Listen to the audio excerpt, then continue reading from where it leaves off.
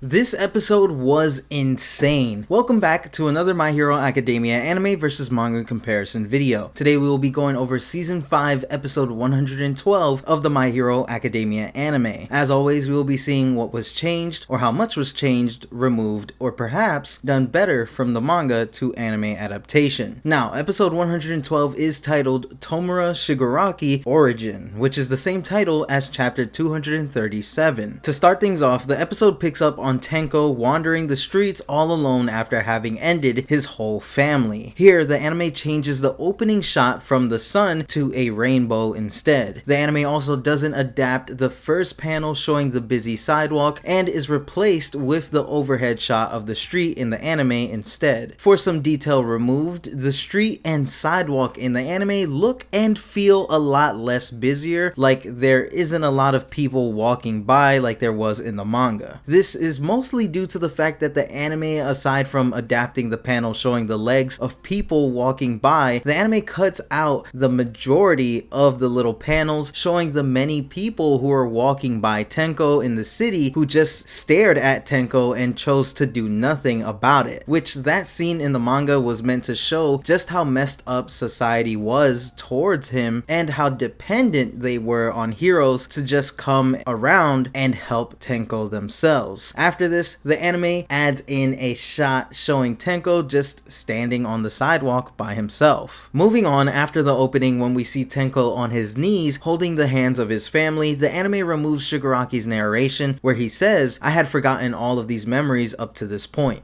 But now, for a little detail changed in this scene, the anime changes the color of Ujiko's coat from black to white. This just goes to show how inconsistent Bones can really be with the character design in the anime. When Tenko gets bullied by these random thugs, the anime changes the location of where it happens. In the manga, there was a bar in the alleyway. Granted, the manga and anime both had pretty generic looking alleyways, but in the manga, the alleyway had a little bit more character to it with the bar and the graffiti in it. It just looked like that part of town you would tell people not to go to. Also, please tell me I wasn't the only one who laughed at this dude stomping the ground. I lost it when he started stomping even faster. After this, when Tenko goes back to end the boys who beat him up, the guy in the black jacket gets some added dialogue with him saying, "What the hell do you want?" when Tenko is walking towards them. For a pretty cool change, the anime doesn't censor the body parts of the guys that Tenko decays. The manga, on the other hand, actually censors out the body parts on the ground. When All For One is congratulating Tenko on being reborn, the anime doesn't adapt the panels showing the bookshelves with the little toy heroes on the shelf. The anime instead replaces this scene with All For One clapping. After this, when All For One says, "like holding a newborn babe," the anime adds in a scene showing a cocoon having blood dripping on it. This was definitely a cool and welcome change, since this piece of dialogue